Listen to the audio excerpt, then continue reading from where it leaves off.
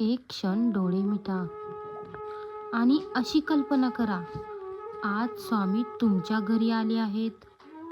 दार उघडताच समोर स्वामी उभे आहेत. शांत चेहरा, डोळ्यात माया. ते आत येतात. कसलाही प्रश्न न विचारता तुमच्या बाजूला बसतात आणि हळूच म्हणतात, तू खूप काही सहन केलंयस आणि तरीही तू उभा आहेस. हेच तुझं खरं सामर्थ्य. श्री स्वामी समर्थ.